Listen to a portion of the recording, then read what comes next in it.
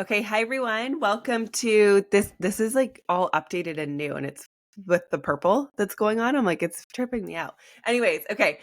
Welcome to this week's episode of the Expand and Evolve podcast. I'm so excited because we have a guest joining us this week. Her name's Millie. You guys may know her. I know her. It's so funny when you know Instagram names, right? I'm like, it's Bare Naked Me. But I will include that in the show notes for those of you who are like, wait, what's her Instagram? But it's so funny because I have followed you. I don't know. I'm sure I saw a post. One of your posts must have gone viral. And I loved everything that you were sharing about feminine energy and just the wounded feminine, the divine feminine, healing, like how that relates to relationships. Just so much of what you share resonates so deeply. And when I reached out and I was like, hey, wait, I feel like this would be so fun to do a podcast together to talk about all of this. I had no idea that you were also local, and I think you're a mom, right? You're a mom? Do you have two kids? Oh, mom, yeah. I didn't know any of this. So I was like, it was so fun reaching out. And then I'm like, wait, I would have guessed that you live technically in terms of the world, it's like down the street. And it's just so cool that you are a local mama who is just sharing all of this. And I feel like that must come from a place of your own journey. Because I think to learn and discover any of this, a lot of the time it's through life experience that brings you to this place. And so I'm excited to have a conversation with you. And for those of you who are joining us, she is a women's mentor. You could think of her as a personal and life coach in regards to just everything I feel like that women need support in. So I'm excited to have this conversation. Is there anything you want to say in terms of, I feel like it's always the weirdest question, but in introducing yourself or like even just jumping right into your story of what brought you to where you are today and the work that you're doing? First of all, thank you. Thank you for this introduction. And thank you for such a beautiful introduction. You're right. It is always a little bit awkward. It's like that starting of an Instagram live when you're just like sitting there and you're like, oh, is someone going to join me? Yes. It's the same with these introductions at the beginning. So thank you for that. And yeah, of course, I'd love to jump right into it. And it's so funny how you speak of how we connected, and it right away brings me back to that truth of what alignment really does and how effortless it is and how little we need to actually control and seek out and attempt to even like make friends and connections and this and that. It's just this inner experience of like, yeah, that sounds right. And then later as it evolves, you're like, oh my God, and there's this, and there's this, and there's this. And that's such a fun experience of going into the unknown where we don't really need to know and to predict. And I had a mentor of mine like a couple of years ago when I just started on this journey. I was so terrified of getting online and talking about this stuff, and all of my internal shame and guilt and all of it was coming up. Mm.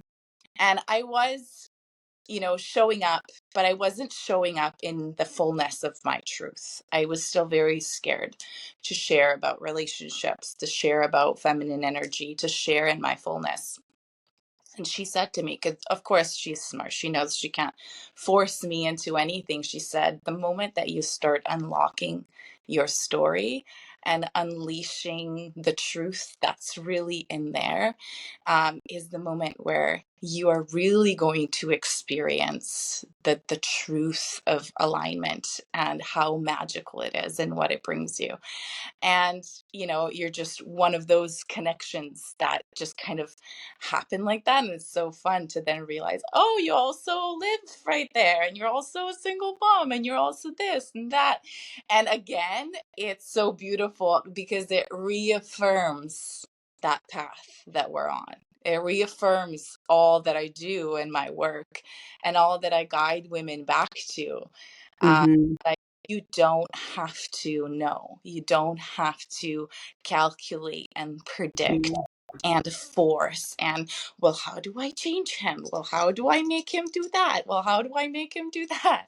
It's all this entangled little truths that are here, that are within you, that are in your energy, that might be a little bit locked up right now, but it Mm-hmm. a beautiful journey to be stripping those layers back and then be receiving evidence of your alignment and getting that, experience of like, oh my god, that childlike experience of like when a child sees a pigeon, they're like, oh my god, what the fuck is this? Yeah, they're like a pigeon.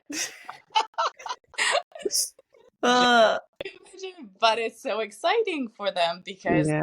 and that's the energy that I love to Mm, experience. And it's what keeps me, you know, going and allowing myself to surrender deeper and deeper into just the experience of life, mhm.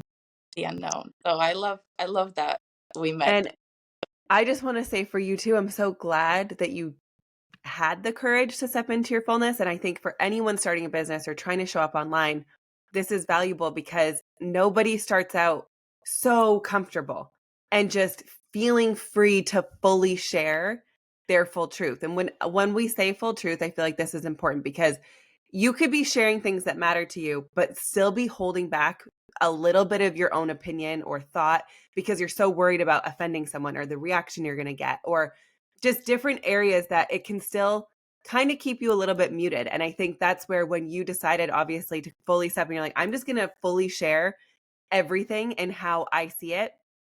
Your posts, I'm sure, have gone viral because that's the only way I probably would have found you.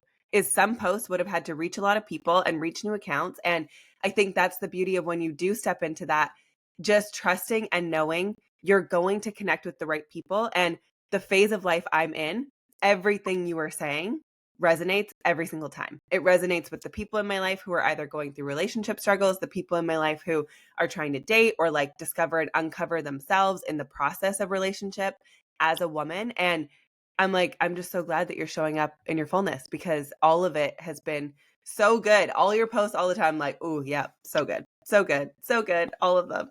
Um, so for you, because you did mention you're a single mom, like what set you on this path of sharing everything that you are? Like, when did you kind of have your journey? When was it? Because you do talk about this sometimes, wanting to change the person and abandoning yourself. And like the self-abandonment for me, I realized I had been doing the work, right? Like stepping into my healing journey, doing the personal growth, doing the personal development, building a business, had done all these things. And it wasn't until maybe a year and a half, 2 years ago that I went, oh crap, like I think I self-abandoned.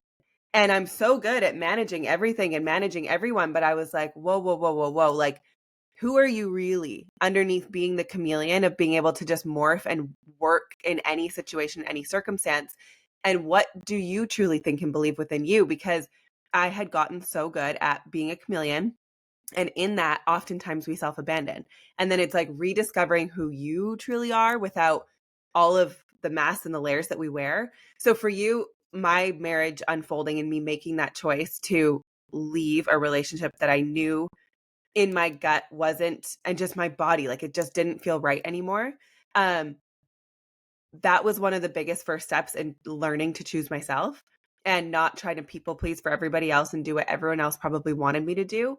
But like, no, this is just what feels right to me. And I need to honor that.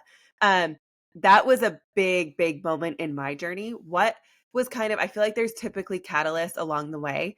For you, what were some of the catalysts that led you to doing the work that you're doing now? Um, and if there's anything you want to say in regards to self abandonment and like that, the lessons that you've learned in that space. Uh, yeah, absolutely.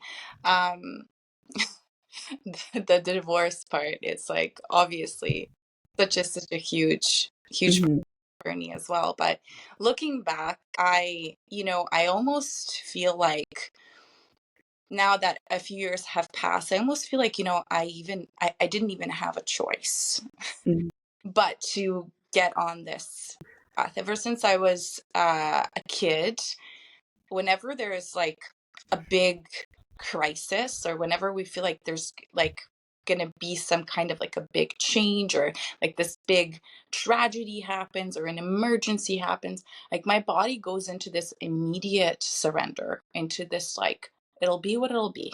I mhm, can't think about it. I can't figure it out. And it happened to me when COVID happened. When COVID hit, mhm, and I had two babies, and it was just so overwhelming to mhm, look at the news, to read about what was happening, you know, my partner at the time was stuck at home as well. And I was just like, I can't. I give up. It'll be what it'll be. I can't. And I started practicing these walking meditations. I started just focusing on every single morning. I was waking up and I was just like, how can I make this day more peaceful and better for myself and my kids? That's all that I cared about. It's all I focused on. And of course, people from the outside were like, hey, you're kind of trying to ignore what's happening over there. And are you being delusional? And, Mm. and I was confused too, because I'm like, at this like crazy time in the entire world where everyone's going nuts, everyone's scared, everyone's going crazy. I'm over here like making these elaborate breakfasts. And I'm like, oh my God, I'm just in my peace and everything is going to be okay. I'm going to be all right. Little did I know that I was really experiencing this deep awakening. And I was very, very confused. Mm. This split in my mind of like, shouldn't I be more stressed? Shouldn't I be more worried? Shouldn't I be more upset? Shouldn't I be trying to, control things like everyone else is? But then on the other side, I was like, but, I'm feeling so peaceful with my kids, with focusing on myself, with I started working out, all the things. I started Mhm. journaling so much. That's when I started my Instagram page. I started posting food. I went vegan. I was posting my vegan recipes. It was just confusion all around. Shortly after that, my Yeah. happened and that's why I say I almost had no choice in it, because the energetic shift that had occurred in me was so strong, was so deep, was so big, that my partner and I were simply not Mm. anymore. Like, we were not on the same frequencies. Like, I had no anger in me anymore. I had no pain almost. Like, I had these deep experiences through these meditative processes that I was in right now. And I really truly found myself when the separation happened. My nervous system went into a really deep shutdown, because there was so much confusion. I'm like, what happened? Like, I thought I was doing something good and choosing myself and my peace and taking care of myself and my family, and all of a sudden, like, I'm experiencing this loss. But I was like, I don't want to be sad, but I am sad. But I don't want to grieve because, I have all of these like great practices that I've now put into place. Now I was getting like addicted to that, high of like, oh, everything is good, everything is fine. And I was suppressing my grief and my pain that was there. I didn't know how to honor that. Mm. So it was like a while before, that I really started to open my heart to the depth of my Mm. and my pain. It wasn't just about the marriage ending. It was a whole load of grief that we pile and store and store and store in there. And Mhm. we put it away for later. We put it away for later. Like, when I'm safer, when I'm feeling better, when I'm this, I will maybe process that. And now, because I was in such a situation where it was like, okay, are you going to build this business and, make a living for you and your kids, or are you going to die in this shutdown? And then Mm. complete freeze state. I didn't want to see anyone. I didn't want to hear from anyone. I didn't want anyone's advice. I didn't want any contact with anyone. Mhm. I was just really real, true, deep, dark night of the soul. Just really being so fucking confused and like, what's happening? What is happening? Mm. And truly, as my heart slowly began to open to all of that grief and that pain to move through me, I started to receive my wisdom along with it. And slowly, my business started to evolve from just posting food to coaching women through body image issues. Mhm. And that's where I started to notice with that coach as well. I need to start unleashing this part, um, this part of me and this wisdom that has moved through me as I allowed all of that grief and all of that pain to come in and to really process what had happened. So lots of ups and downs, lots of messy, messy things on the journey. Um, but really, really, really looking back, and even looking back as far as like Mm.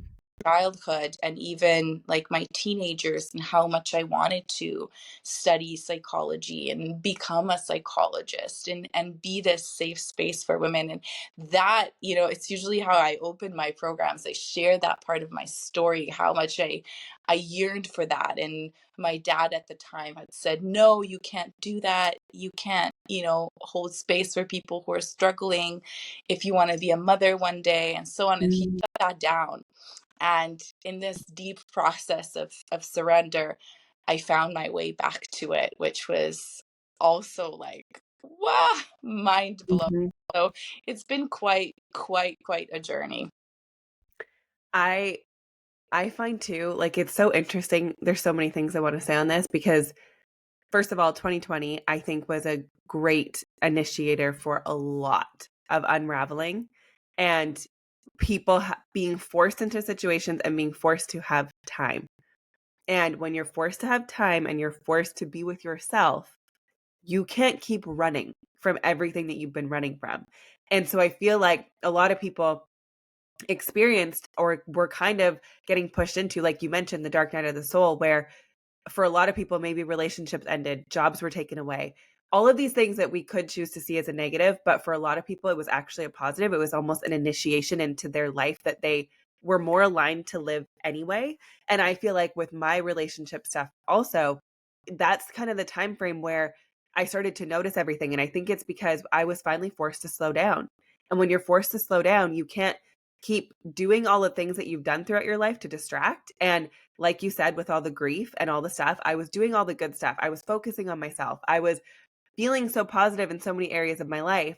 Yet, like you said, you start to experience these levels of grief and all of these emotions and this sadness. You're like, but I'm good. But then you have to deal with all of these emotions. And I think for me, I used to think grief was only should only be felt when someone dies. Like if you didn't lose your child or your mother, you shouldn't be crying. That's kind of like I didn't truly believe it, but subconsciously I did. I thought grief was only for death. And I had to start realizing, no, you get to grieve all types of things. You may feel grief through a house, through a life that you thought you were going to live, through a relationship ending, through breaking up with anything in your life, a job, like things, parts of your life that are no longer, you can feel grief around. And so what I think started to happen for me was once grief was initiated, that feeling, okay, now we had layers and layers and layers that I pushed away through my whole life to not feel. And I think that's what started happening for a lot of people. And so I think for people, do you have any wisdom or advice, I guess, whatever you would want to say to someone who could be feeling like they're in the darkest phase of their life right now? Because I was a lot like you. I didn't really open up to a lot of people. I really kept it internal. And I don't think it was out of hiding. It was out of me figuring it out with me and me sitting in those feelings and sitting in those emotions and just allowing myself to process as best as I could until I felt ready to start talking and sharing with people. And so I don't know. I think for anyone, it's just trusting it's never going to last forever. But like you said, there was a moment where you had to decide, am I going to continue to stay in this and die here, or am I going to choose to rise up and start to build something? And if there's any wisdom you want to share in that choice, because I think eventually you get to a place where it's like you could sit wallowing in that feeling forever. You are going to have to eventually start to pull yourself out. And yeah, just anything if you want to say anything on that. Because I think so many women, men too, but I think people are experiencing this more than ever. And to know that they're not alone. Because I think a lot of people do feel they're alone. Because in that season, a lot of the time you do feel like being alone. So no one's really sharing, but it's like, I think it's way more common than we realize, especially if you're being called to activate. And like you said, frequency wise, elevate, uh, you're going to be experiencing some of this stuff. So is there anything you want to say on that and like what helped you in moving out of it? Yeah, absolutely. I always love to quote Dr. Joe Dispenza. He's been so big on my journey. And Mhm.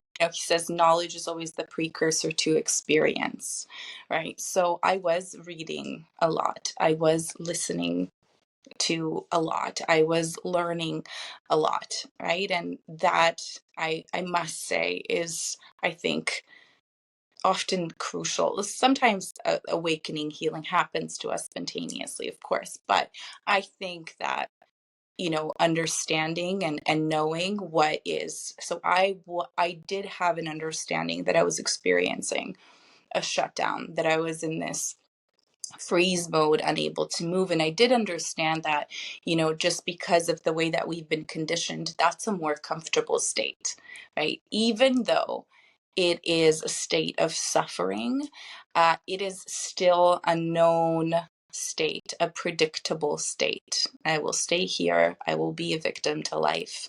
Someone will come in and, give me a little poke to, feel like I've been rescued. Then I'll go back to my suffering. Then someone will come in to make me feel rescued. Then I'll go back to my suffering. And it's very known, right? And I realized in that moment, this is what I had done in my relationships my whole life, right? This is the exact state that I had experienced, right? And going back to that talk that you mentioned about self-abandonment, you know, that's exactly it. And I was in a place where I'm like, I don't have a partner to blame. Mhm. I don't have anyone to point my finger at. I don't have anyone to yell at and say it's because you acted this way that I'm now feeling this way. No, like I could not allow myself to go there because again of the knowledge now that I had, of this awareness that I had. So I had to come to this point where I said, my life is a result of my choices. It's the choices that I'm making.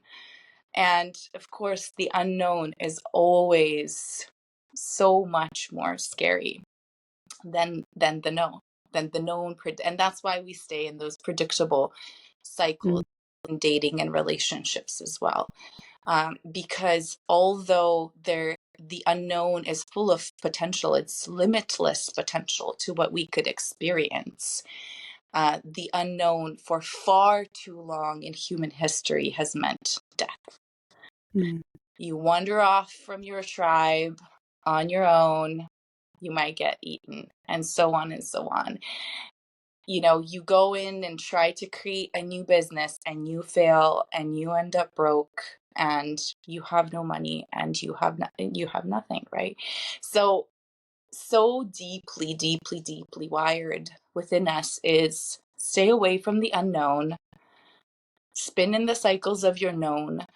In your known cycles, you do experience highs as well. So it's not just lows. And that's that high of the honeymoon phase, of Mhm. falling in love with the potential, of being on that high horse of, oh my God, my Prince Charming has come, I am saved, everything will be all right. And that high feels so good, right? People often wonder, like, why do I spin in my cycles of suffering?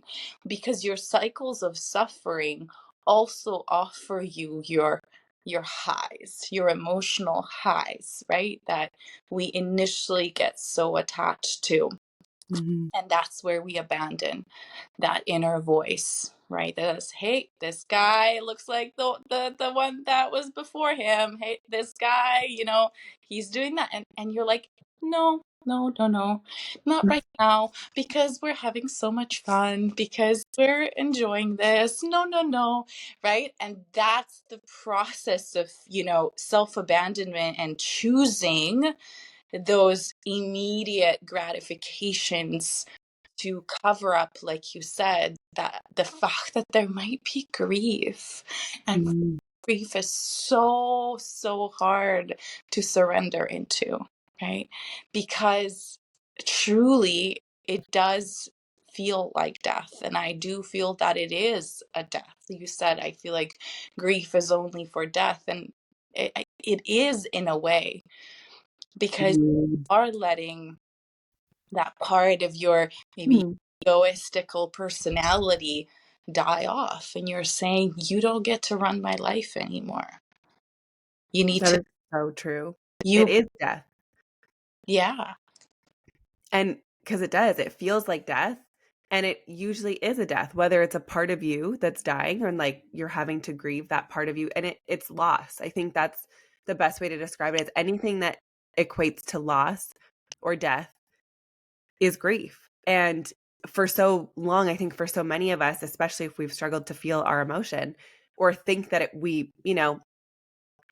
I, for me, it was like, I'm too busy. Like, oh, I'm starting to feel sad. Let's just stay busy.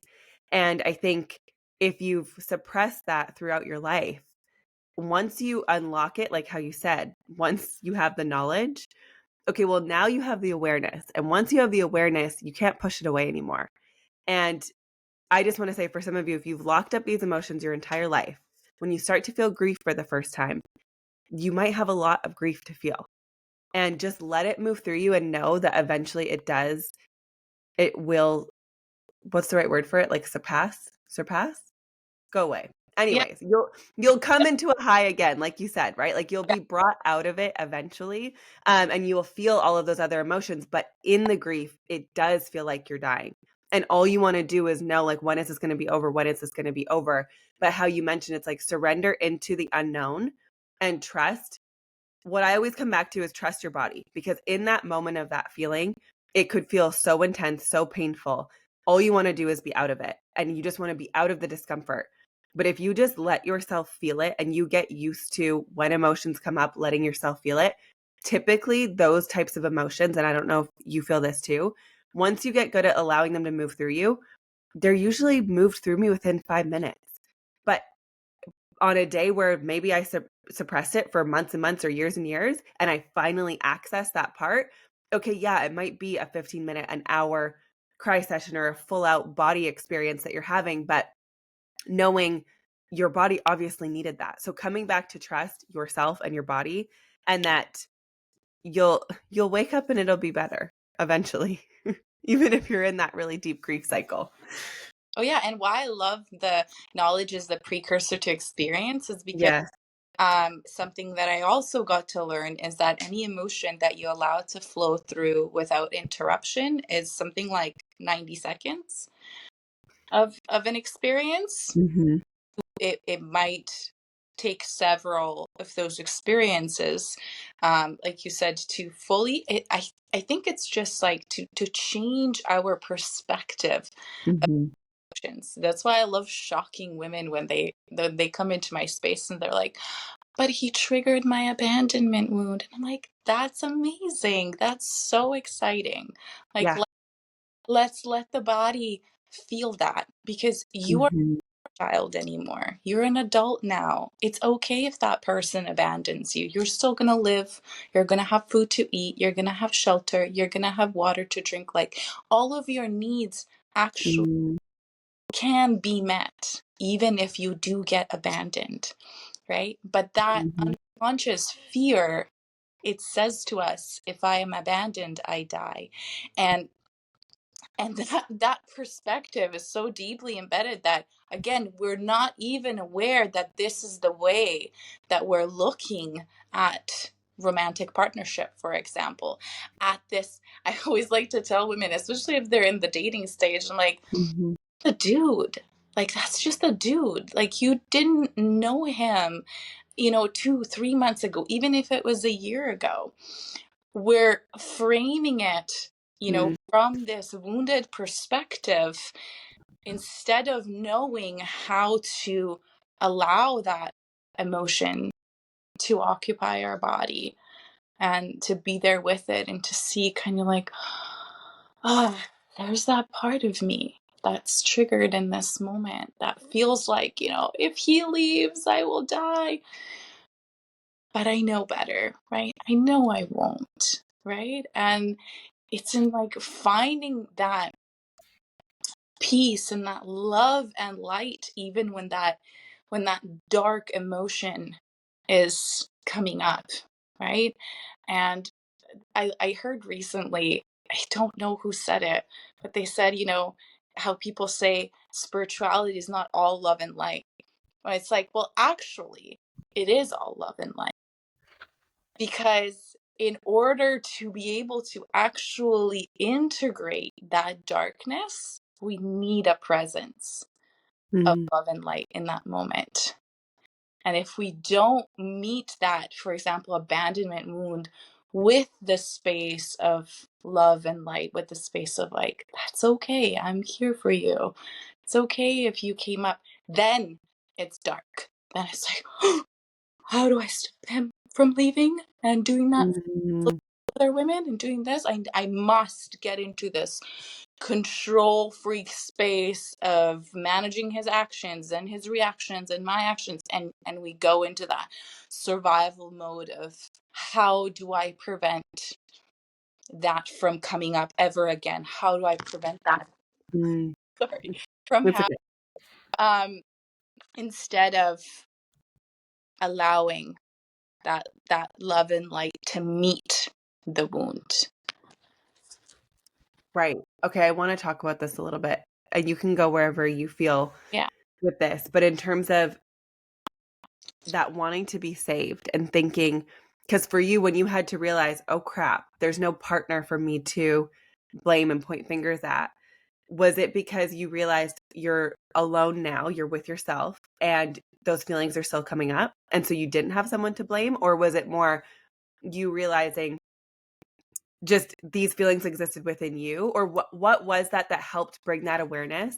Because I think for so many people, especially even in relationship, like you can still have that mentality of wanting to be saved. And I think I had this pattern.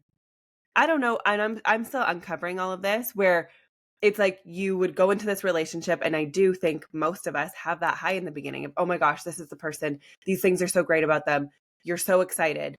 And then in that phase is often where you're willing to overlook everything else based on feeling.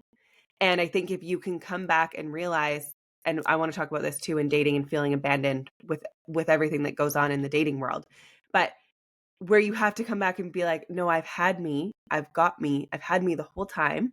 So despite what's happening outside of me with this relationship or this person, um, I know that I've got me. And that's something that I'm learning now, that it's like I create the safety within my own body. It's not a partner outside of me that's going to make me feel safe or wanted or chosen. Like, yes, you want a partnership where you both mutually feel that towards each other, but it can't be trying to get that feeling out of someone else until you've given it to yourself. And with the chosen thing, I never really understood how I could give that to myself until it was like, no, you don't necessarily need to feel chosen, but it's how can you choose you? How can you choose yourself in those moments where typically you would put everyone else's needs above your own? Bringing it back to yourself and being like, how am I going to choose me in this moment? And when you start to do that and practice that often, I feel like it becomes your natural state. And you're going to start to realize you create the feeling of safety and security within your body. So, in those moments when you're being triggered in dating, let's say, or even in your relationship where they're triggering you, how you reframed it and said, no, this is beautiful. Now you have awareness for it. It is beautiful because then you also get to be there and show up for yourself. And how are you going to allow yourself to feel safe, secure, and taken care of in through those triggers and through those wounds? And I think I didn't know this. This is just an example. The abandonment wound, I don't think I'd ever really had that show up until recently. There was a guy that I'm talking to, and he totally shifted his energy completely out of nowhere. It was just like, whoa. And it started triggering all of these feelings within me that I was like, do I have anxious attachment? Like, where are these feelings coming from? Why am I getting triggered by all of this stuff that I don't know if it's ever been activated in me before. And so I'm like, clearly, this is the perfect example of, yeah, I can choose. Okay, this person's obviously inconsistent, not safe, all those things. Yes, that can be true. And I was like, holy crap, I'm glad that this just got brought up in me because without it, I didn't even know that was physically possible for me to respond or act in those ways. And so I think if you just want to speak about the saving, the abandonment, all of that, because I think it's something so many of us experience or have experienced within our life.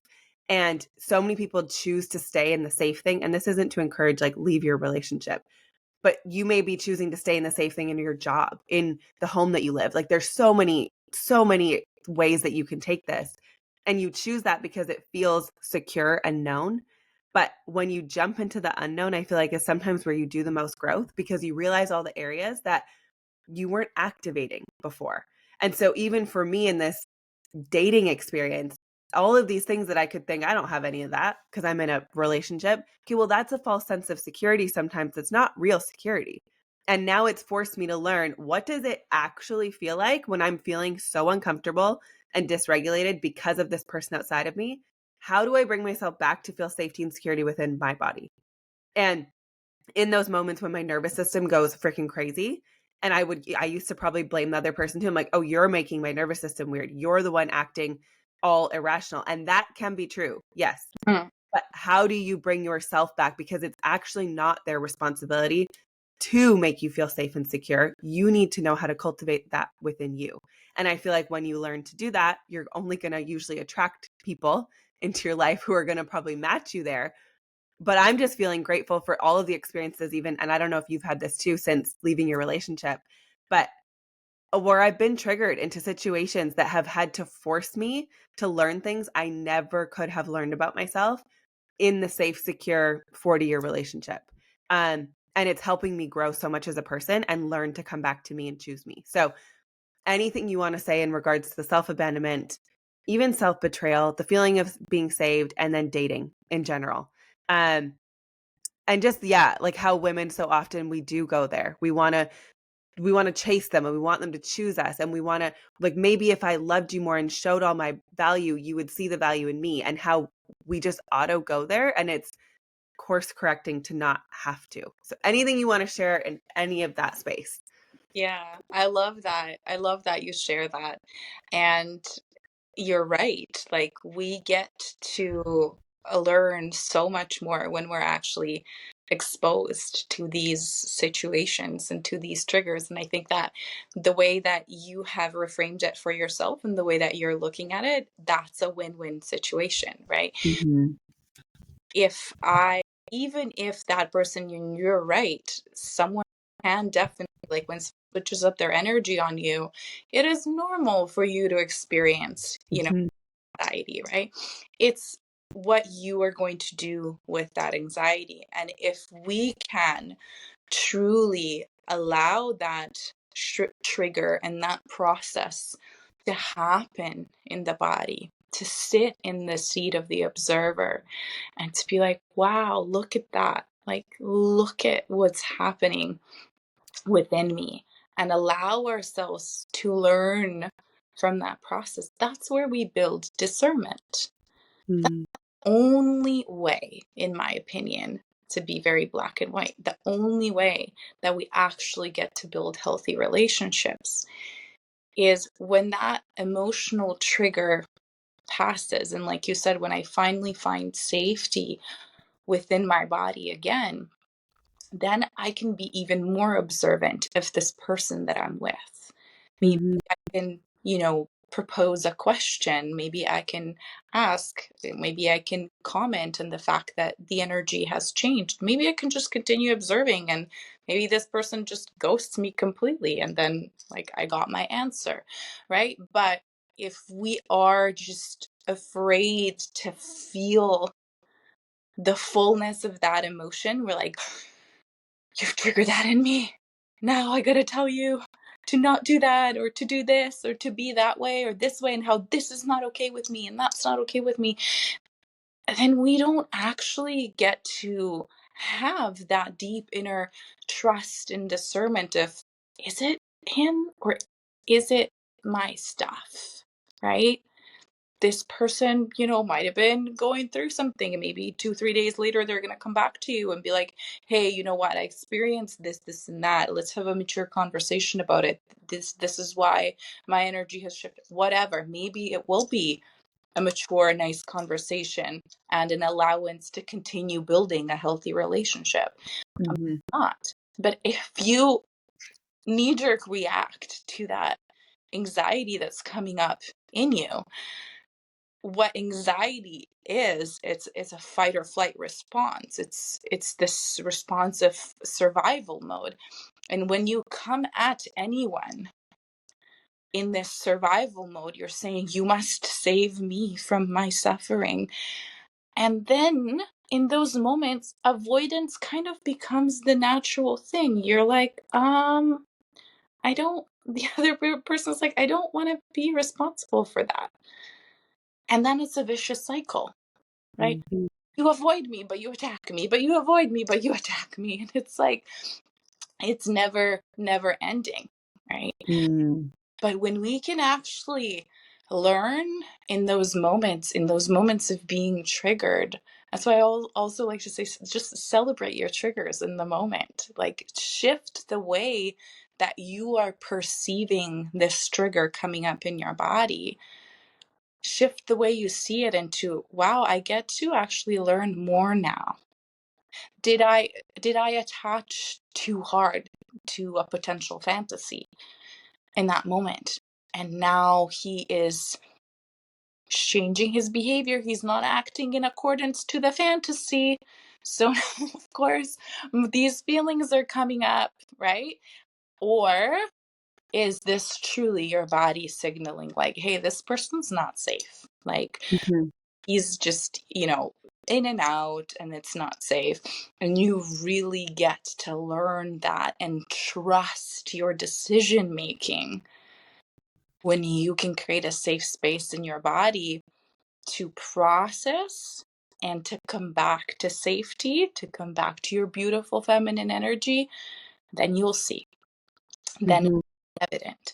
But our compulsion and our survival urge is, I'm going to blame you because then I get relief from this very difficult experience that's coming up in my body.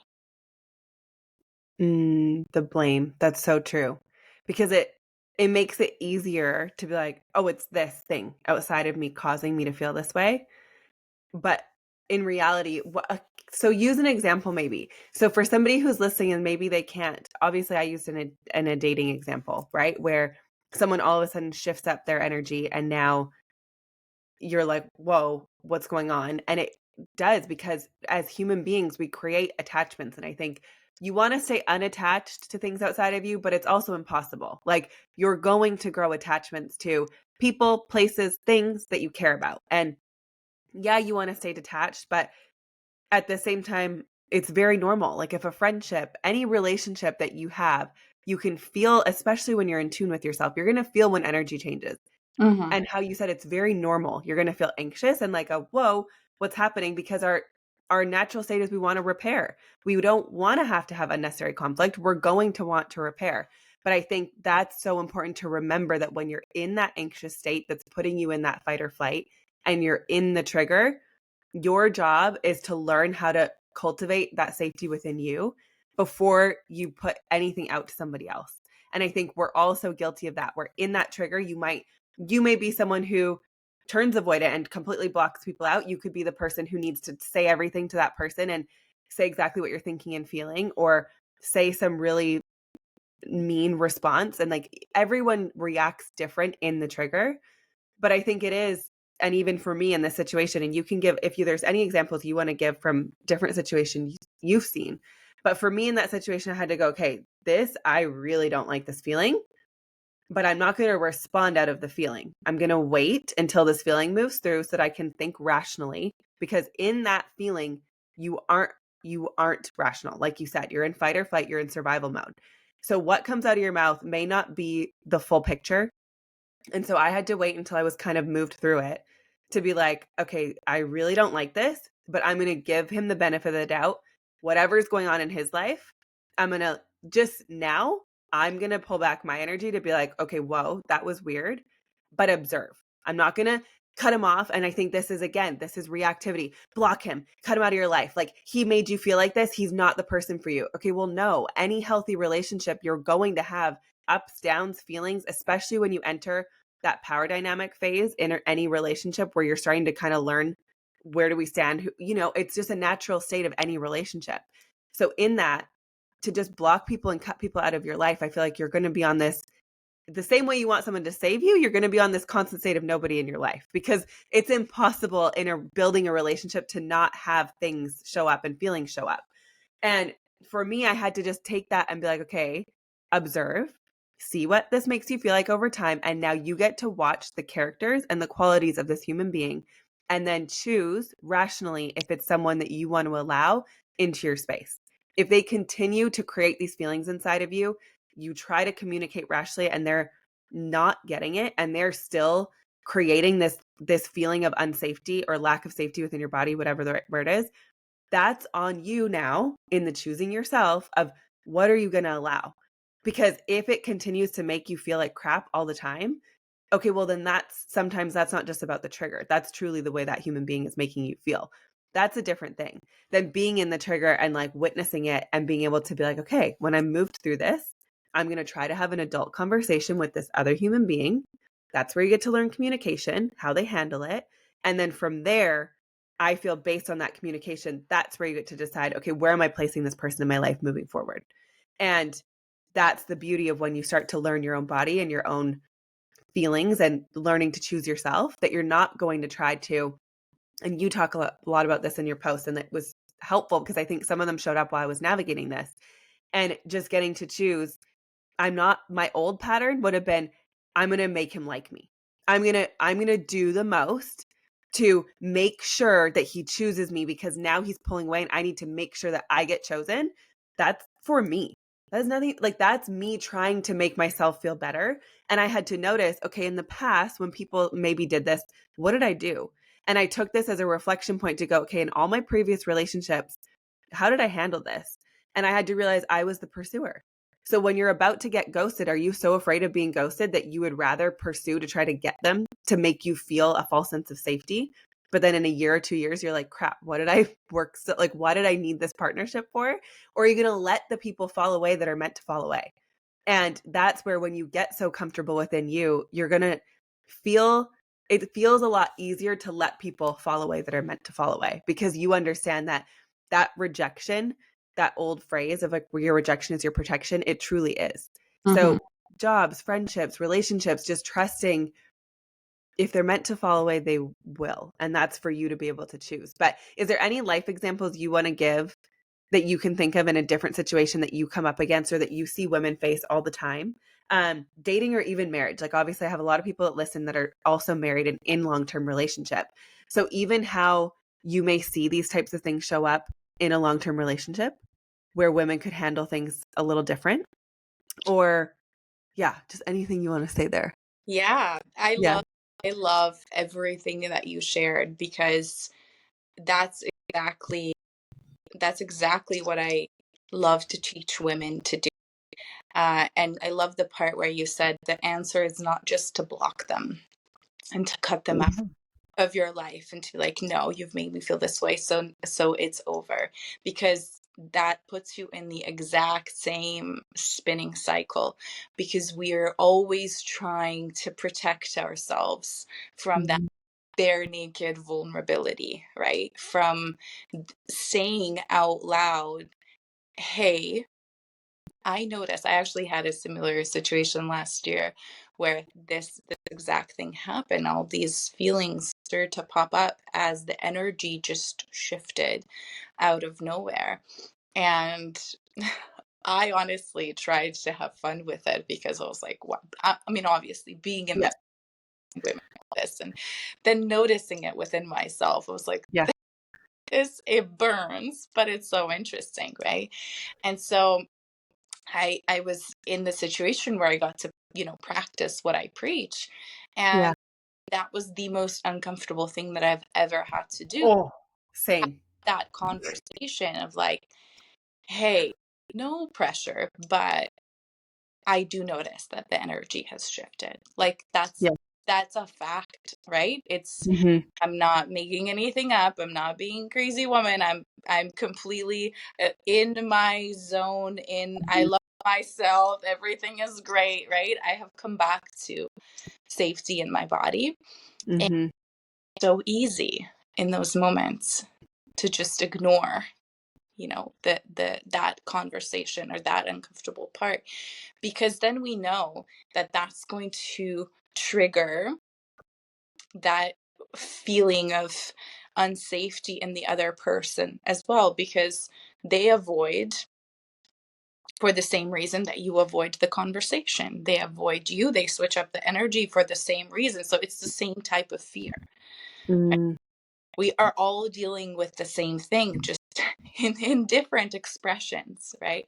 But I had to mm, it. I had to honor myself, and I knew that this was potentially going to be the loss of that connection if I have this conversation. This was very, very early on, the early stages, so definitely not talking like yeah. marriage from relationships, but this has been the standard that I set for myself. I value transparency and honesty. That is my value, and I'm not willing to abandon that value, right? Mm, The truth is that the energy has shifted, right? So I'm going to give you a safe space and opportunity to share with me why. So everything is on the table. It's all right, right? I realize I don't like you anymore. I am dealing with my fearful avoidance. That's something that I know I have. Oh, you are right. My nervous system did go into a shutdown. Maybe it was this and this or that. Oh, do you mind giving me a few days to figure shit out? I want to come back to you with a conversation. Hell yes, I do. Of course, I do.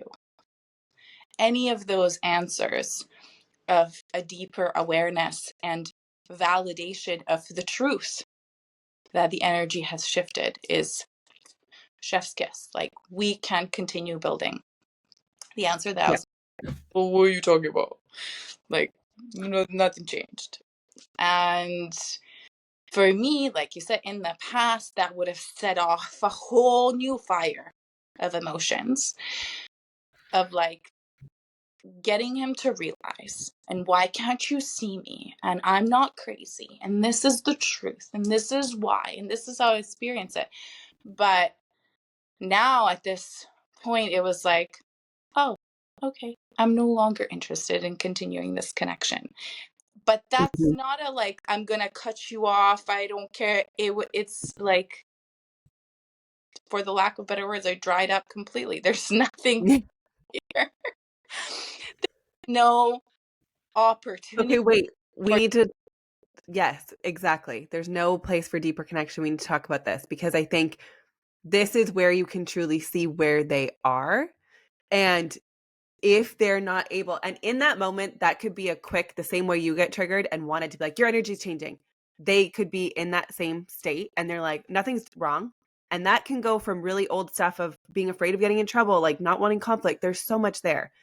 But if they don't validate what you're saying and can't come back to it later, that's where I might be like, yeah, okay, like obviously we're just not on the same level. And again, depending on where you are at and how you've evolved, my old pattern would be I'm going to help him. I'm going to be here as like the encourager and the therapist and like I'll help him grow into this person who's able to have, oh, I see that you're right about the energy changing. Like, yeah, that's my avoidant tendency. Like, no, I'm not going to try to coach or encourage or bring that out of you if you haven't done the work to have the awareness and how to relate to another person at the same level that I'm now at.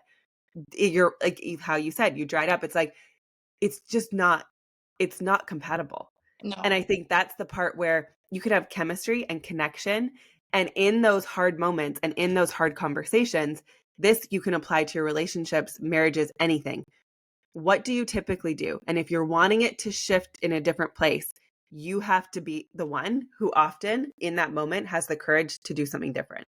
And in the past or in when I was younger, I may have avoided having that conversation Yeah. because it, like you said, you're now up against loss of connection. Mm-hmm. For a human being, loss of connection can trigger abandonment, death. Like it makes you feel like you're going to die. And so instead of potentially risking that, you stay silent. And I'm sure you're like me, you had to honor your truth of like, okay, no, this is a truth. And I'm getting faced right now with, are you going to speak it or are you going to stay quiet to keep the connection? Mm-hmm. And for me, it was like, I could have just, acted like nothing's wrong or acted like the chill girl that, oh, nothing phases me, nothing bothers me. But I'm like, do I want to continue building a connection with somebody who's not able to have these conversations? No, I don't. And that's where you're getting invited in these situations. Honor your truth from a non reactive state, have the conversation, see how it's handled. And if they can't handle it, or even in that moment, this is where I would say give them a little grace if it triggers something in them. But if they continue to avoid it or like can't come back to having that conversation, that's where you get to really know where they're at.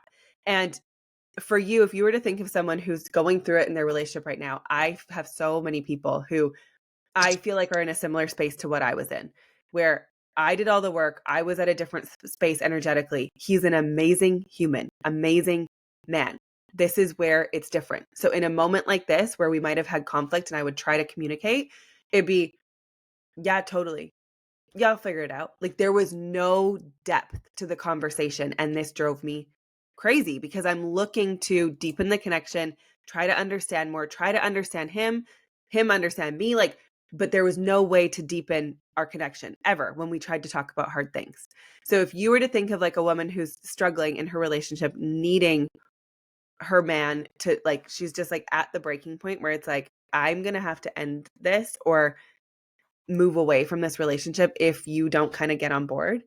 Is there any advice you would give to that person or someone who is in that long-term relationship, knows that they truly love the other person, doesn't want it to end, but is trying to initiate this type of conversation in a healthy way?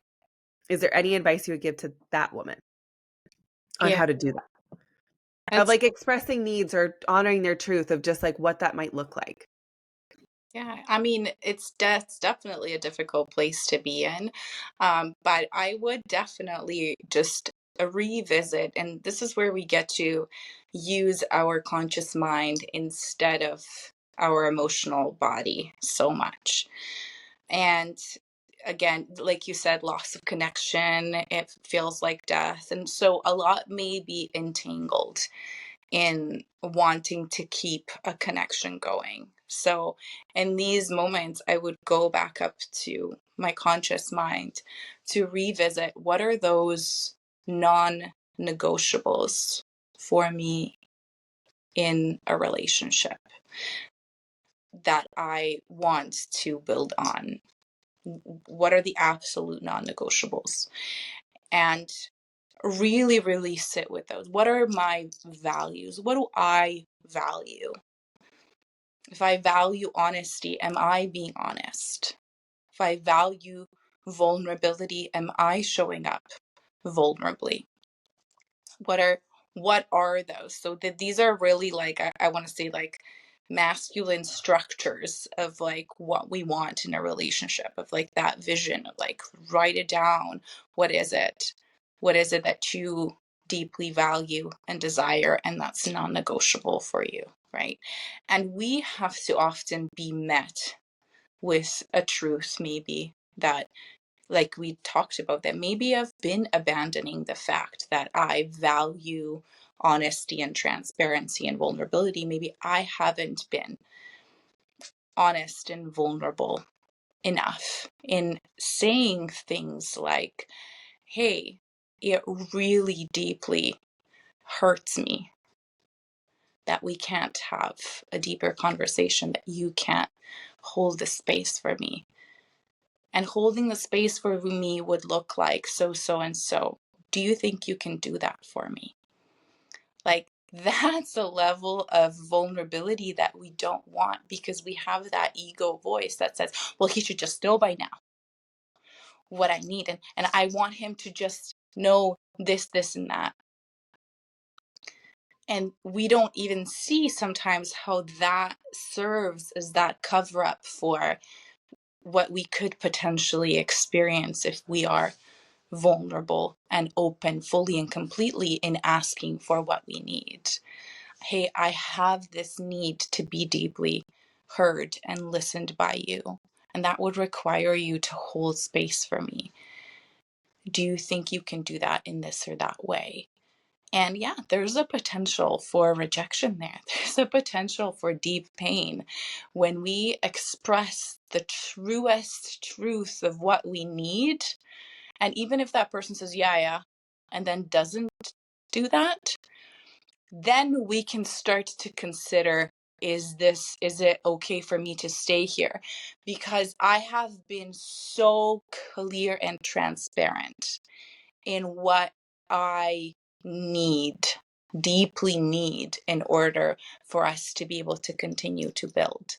But if it's always like I keep coming to him, there's nothing, maybe we're not, like you said, giving that grace and considering our, especially if it's a long-term partnership or marriage, considering our partner's inner child, our partner's deep wounding, and saying, how can I create a safe space for them too? Maybe it's by being very transparent in what I need, because we always say, like, oh, men are so black and white, you tell them what to do and they do it, and so on and so on.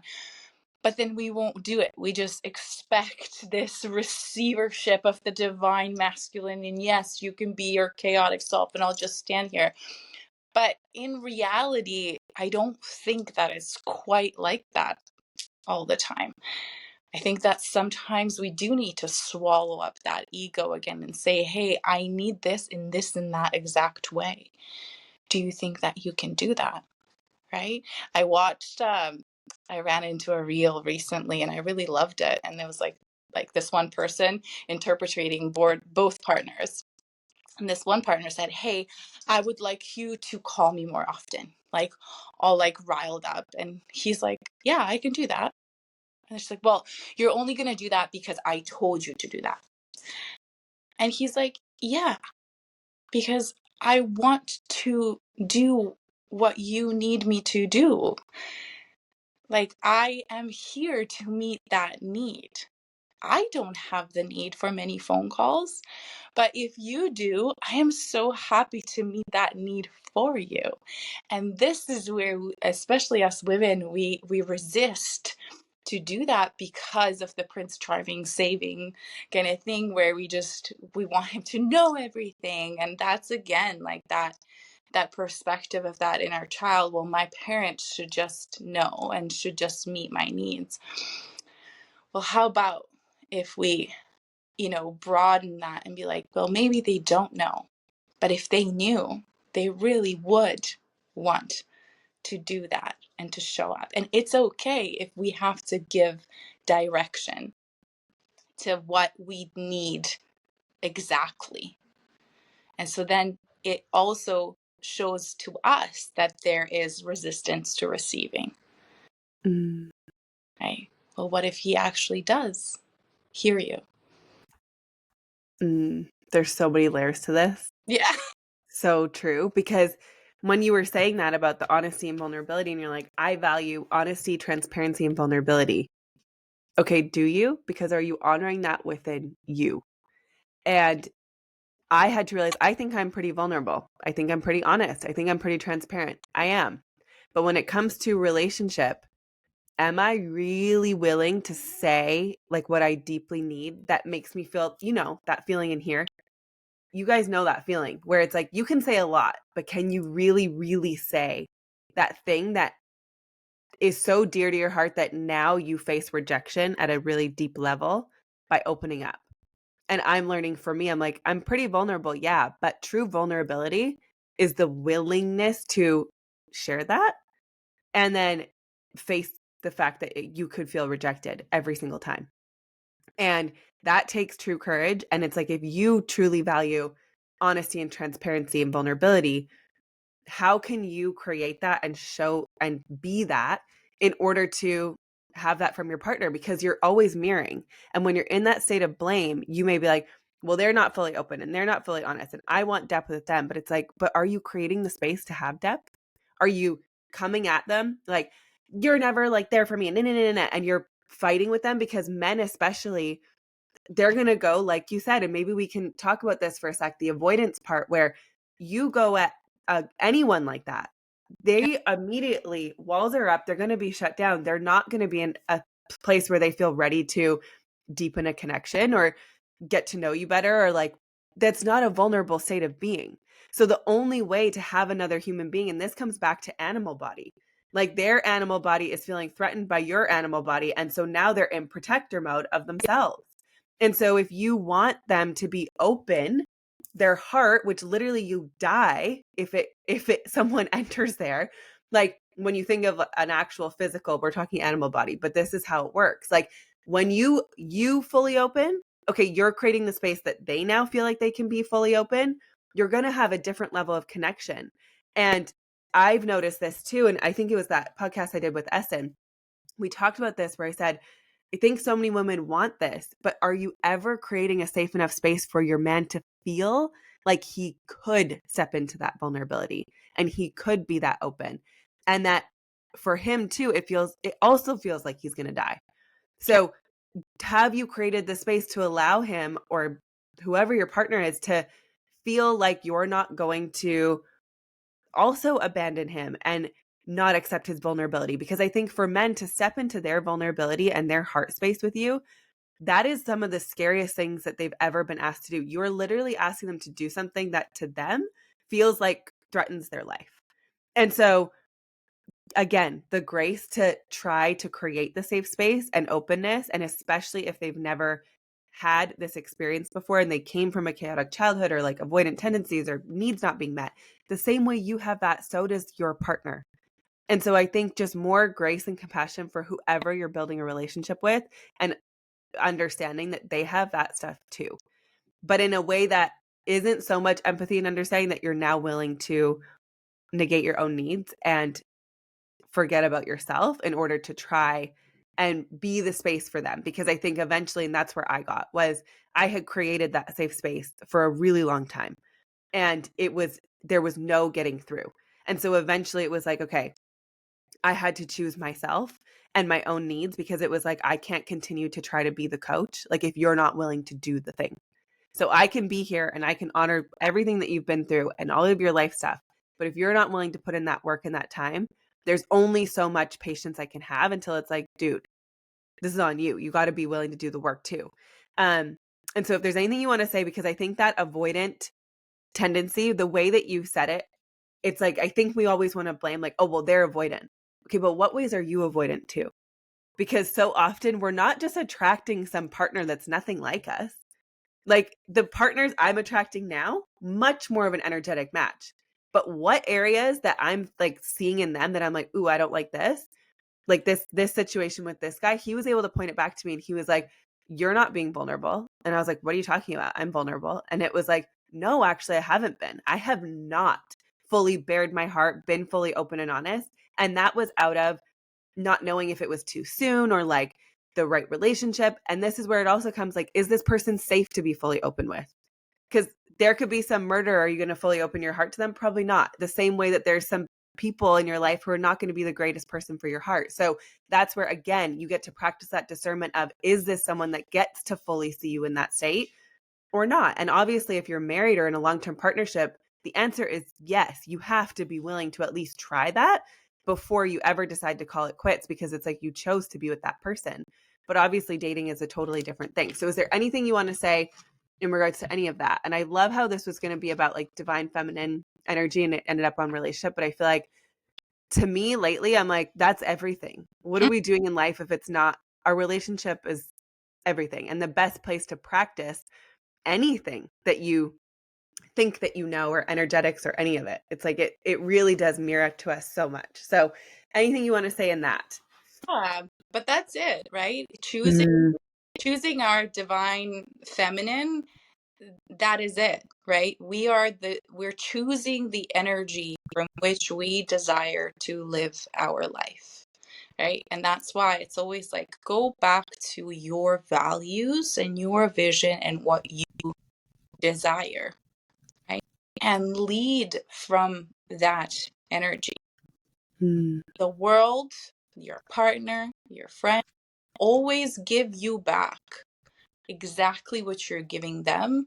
And you may not want to see that. You may want to fight against that. You may want to say, that's crap, that's victim blaming, that's that. You can say whatever you want about it, but it is the truth. If I am giving my partner that that anxiety and that attack mode, they're going to give me defense mode. That anxiety and attack mode is my protective mechanism. The defense mode is their protective mechanism. I'm giving them my protective mechanism. They're giving me back their protective mechanism. If I give them a safe space, they will either leave because they can't. Some people simply cannot handle being in the presence of that true love, unconditional love, because they haven't processed their trauma, and their trauma starts to come up and they don't want to feel that, and they will leave. But if we're talking about healthy partnerships, we're talking about even just long-term partnerships, just little small shifts in and considering creating safety for your partner's inner child, because that's what you want. Because that's what you do for yourself. That's what you do for yourself in your practices. That's what you do in your meditations, in your yoga, in your feeling your feelings, in your anxiety, and all of it. You are starting to create a safe space for your scared inner child. So now, and yeah, it might be tough in like a long-term relationships where the push and pull is the known, to now be the first person, the first partner. Like, why can't they do it for me? I've been asking, well, why can't you? Right? To be that first person and that initiator and saying, hey, I understand that you go into avoidance and shut down because of things that you've experienced in your past. And I now am going to work on creating that safe space for you in whatever capacity you need. Because if you are doing your inner work, then you know how incredible it feels to be able to process an emotion, not act on it, to be able to sit with it, to be able to move that energy through you. If you're really doing that work, you know how beautiful that is. And then for someone that you love, wouldn't you want them to experience that? Wouldn't you want them to experience safety in your presence, to be able to say what it is that they really feel? And then there is that potential that what they're going to have to say or to feel is not something that you want to hear. It may be something that very well triggers your defense mode and your avoidance. And like, no, no, no, we don't go there. So that's why we use the attack mode of anxiety instead of, the openness. Because creating that safe space, like you said, that partner that mirrored to you that you are not being vulnerable. It's like the first reaction is like, no, no, no, no. What are you talking about? I'm so vulnerable. If we're willing to, really breathe into it, it's like, okay, maybe I'm not. And both partners, like you said, Carly, are experiencing and facing that ultimate fear of death, right? In those situations. But it is the only way for us to actually go deeper, right? To say, okay, I want depth in my relationship. So now I want to create that space for my partner to be able to go deep, instead of allowing the ego voice to take over and say, well, why would I do that for them when they never do that for me? Right? And that just gets us spinning in the same cycles. I muted out for a sec. Do you have any experience of someone, I'm just thinking like an invitation. So if you were to go to your partner, a male, let's keep it that dynamic. Like, obviously you could ask, okay, what makes you feel safe? Like, I want to create a safe space for you. Some people are not going to even understand that language. So is there anything you would say if someone was wanting to leave this episode and be like, oh crap, like I totally realized that I maybe haven't been cultivating that space with my partner, and maybe I do always come at them and it's on the defense mode, and I really do love and care about them. I want to know their inner child. Like, I want to understand them and be that safe space for them, but how do I do it? Is there any advice you would give for how this person could show up in that space, for one? But then if they were trying to better understand their partner, any invitation for how they could maybe start that conversation? Yeah. Especially, I think I'm thinking of men who they're like, "What are you talking about, inner child?" Like, you might get that answer. And this is where I've been practicing within me of, they don't have to know the same language that you do for you to start understanding and observing, okay, from these experiences, I can see how you respond and react. And then you can start to learn within you what creates that safe space. But is there anything you would say for something if they wanted to start this conversation or start trying to cultivate and create this space within them for their partner? Any advice you would give for them to do that and try to start doing that now? Yeah, absolutely.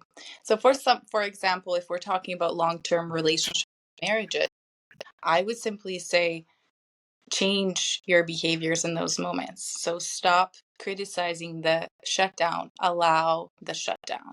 Understand that the shutdown is not about you and who you are as a person and your worthiness and all that. Make it about them. Their shutdown is theirs. Yeah, it might have been caused by something you did, by their relationship dynamic, and so on and so on.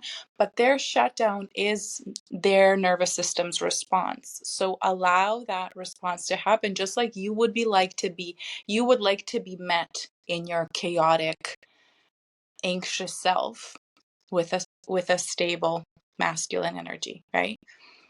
You want to be able to go into your survival, into your attack mode, and have him be like, yeah, baby, come at me. It's okay, right? So that is what we want. That is what we deeply crave, the safety to be like, you fucker, and him to meet it with like, okay, it'll pass. It's okay, right? Give me a hug. So now we want to step into that energy because we're the creators of our lives and of our experience and of our relationships. So now we get to practice that. When they go into shutdown, we get to create safety in our body and allow them to be in that shutdown. Say, yeah, you take your time. Whatever is occupying your mind or your heart or your nervous system, it's happening. When you're ready to share with me, you can come share with me. And it doesn't even need to be said. It could just be honored while you take care of you, knowing that the relationship stays intact. This person still loves you. You are still safe. They are just experiencing a shutdown. When you offer that space, I feel like then that person is almost kind of like cornered, right? I'm not attacking you. There's nothing to defend yourself against. I'm not preaching what you should do. I'm not coming in there trying to coach you through it. I'm not trying to be your therapist. I'm not trying to even explain to you, oh, you're going through a nervous system shutdown, or your avoidance. I'm not doing any of that. I'm just over here, staying in my energy and obviously saying when you're ready to chat, I'm here. In that unwavering state that you want to be in, that you desire to be in, that you would want your partner to be in when you're experiencing your big feelings. Their big feelings look like nothing, and your big feelings look like fire, and that's the difference, right? But it's just literally about reversing it back into, how do I want to be met?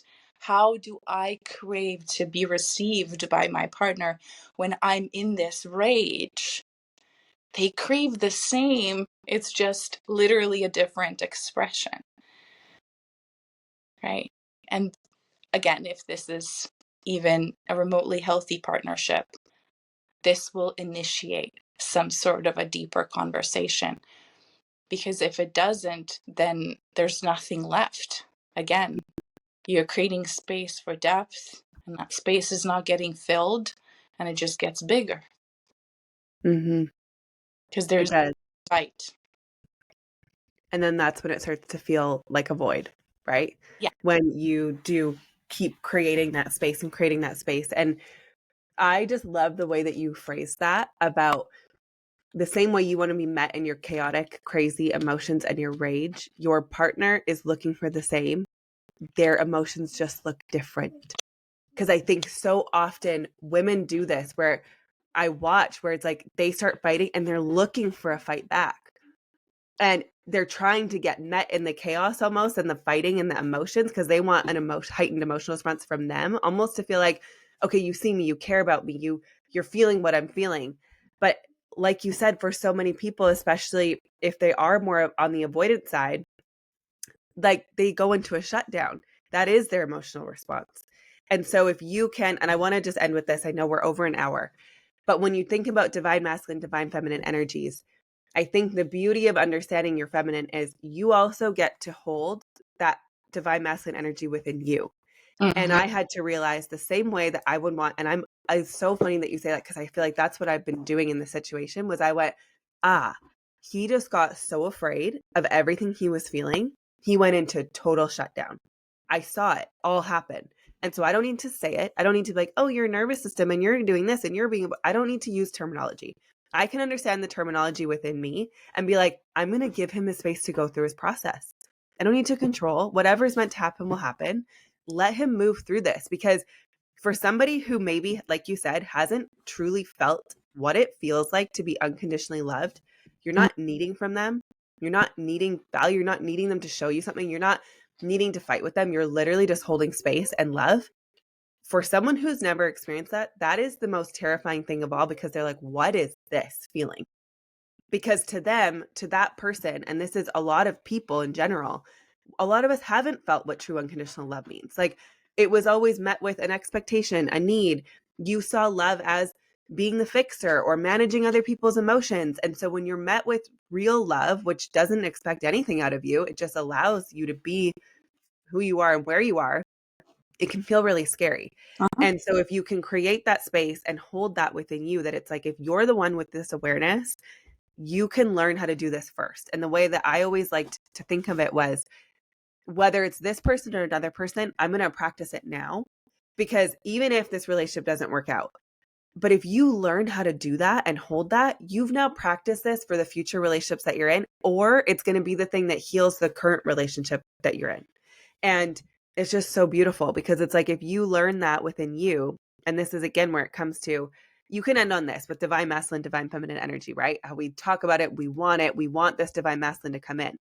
I had to go through the process of learning this safety and this security and this big savior that's going to come in as this divine masculine man was me learning that within me.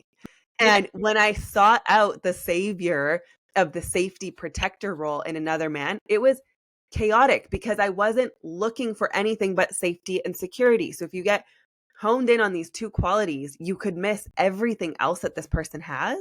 Where how can you create this within you? And I used to think like this was, but that's their job. They're the man. I'm the woman. No, it's how can you create all of this within you?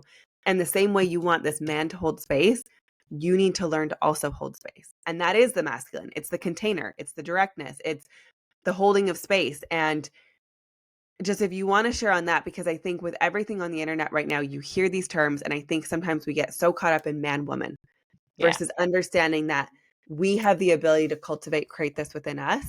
And then by doing so, often it can pull it and create that within your partner. The same way, if you're in your divine feminine, you want to feel all your emotions. Okay, well, your first step is learning how to do that within you in order to create the space and be met with a partner who may know how to do that within them. So, anything you want to say on that? And then I feel like I could talk to you all day about all of this. Maybe Yeah, we can end just to honor your time. Yeah. I love it. Yeah, a balanced person meets a balanced person. It's not, I am in my feminine and I meet a masculine, they're in their masculine, I meet their feminine. It's a balanced person meets a balanced person. And that is what we are craving towards. And my natural balance in how I am is I like to be more so in my feminine energy. But I can be that and express my feminine energy because I have balanced out my healthy masculine within me, right? So that I don't need desperately that to come from the outside or from the partner. But that can now become a deep desire within my body. And there's such a different frequency in need and desire when this is my truest desire to have a kind of partner to which I'll be able to let loose and I won't have to hold space for my emotions. He can do it. Right? That's the beauty of then later creating that divine union, because you can let go of so many of these things because you feel safe that your partner will hold that for you, right? But we only get to, I believe, be able to build that kind of a union if we have found the balance within, so that if that switch up of energy happens, we're like, that's okay. I'm still safe. I don't need you to be that person that you were at the beginning.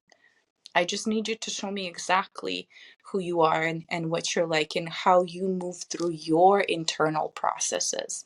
That's the most important thing to me in a partner now. I want to know how well you know yourself. I want to know how deeply you care for you.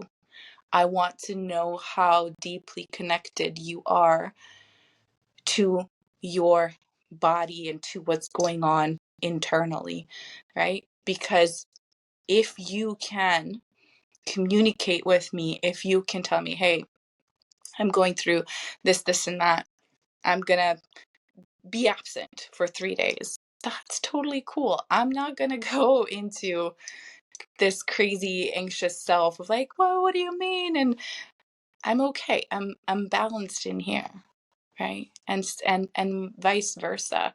So although yes, we do want to have a partner who embodies much more freely the opposite energy of that which we do, we really want a balanced partner. Right? We want a partner who's in their masculine but is also connected to their heart, because that's the only way that they can actually feel you. And we want a woman who feels deeply but also knows how to take care of herself and how to hold space for her own emotions so that she doesn't spill them over where it just creates unnecessary chaos. So good. Thank you. Um, just so beautiful. And I feel like I hope that everyone who's listening can take away that you get to build that within you. And I think so it's all within your own power. And I think if you can take that away of understanding that you don't need someone outside of you to change, you don't need someone to be a certain way. When you learn to manage your own triggers, of course you don't want to be with a partner who's triggering you all the time. But when you learn to manage that within yourself, you can create the space to just build this partnership with someone. How you said, like, I think so often we might be hearing this stuff. And if you're in a relationship where it's truly the foundation was built with love, and you notice that your partner is avoidant and has these tendencies, okay, how can you create the space where you know that that's how they are? Yeah. Hold space for those things, because that's their inner child. And I think so much on social media can sometimes make you think like, I need to find a person who's not like this and who knows how to do this and has healed through everything.